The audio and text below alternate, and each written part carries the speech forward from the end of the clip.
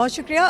دیکھیں اسٹوڈنٹس ہی کے لیے یہ کیا جاتا ہے، اس کا فائدہ سب سے زیادہ جو میں نے اپنی تقریر میں بھی کہا کہ جو باہر سے آئے ہوئے لوگ ہوتے ہیں ان کے پرسپیکٹیو جاننے ہوتے ہیں کہ وہ ایک آتی ہوئی نئی ٹیکنالوجی کو کیسے دیکھ رہے ہیں اور اس کو کیسے گراسپ کرنا ہے اور اس کو کیسے ڈیولپ کرنا ہے، اور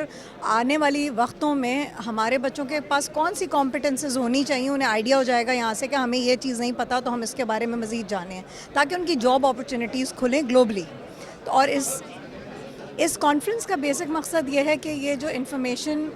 سائنس اینڈ کمپیوٹر ٹیکنالوجی اور کمیونیکیشن کے اوپر بات ہو رہی ہے، کیونکہ پوری دنیا اب انفارمیشن سے سراؤنڈڈ ہے۔ آپ کے پاس ایک چیز اگر آج انٹارکٹیکا میں بھی ہوتی ہے تو وہ 2 سیکنڈ میں پاکستان پہنچ جاتی ہے۔ تو یہ جو فلو آف انفارمیشن ہے اس کو بھی دیکھنا ہے، اس کو گیدر کرنا ہے۔ دوسرا یہ ان کا 3rd سیشن ہے، تو ڈیفینیٹلی اس کے 2nd اور 3rd سیشن کی جو ریکمنڈیشنز نکلیں گی اس سے ایک سٹیپ آگے ہوگا، اور کمیونیکیشن ٹیکنالوجیز جو ہیں وہ جو نئی مزید آ رہی ہیں، آپ کو پتہ ہے کہ ہر 3 سال بعد کمیونیکیشن ٹیکنالوجی میں ایک بوم آ رہا ہے، ایک ڈفرینٹ ٹچ آ رہا ہے، ایک اینگل آ رہا ہے، تو اس کے اوپر ڈیفینیٹلی جو یہ دنیا کے مختلف ممالک سے لوگ آئے ہوئے ہیں وہ بات کریں گے، اور ڈیفینیٹلی جب وہ بات کریں گے تو بچے ان سے جو سوالات پوچھیں گے اس سے ان کے ذہنوں میں ایک نیا فوڈ فار تھاٹ آئے گا، اور اس کو وہ یقیناً آگے جب ایکسپلور کریں گے تو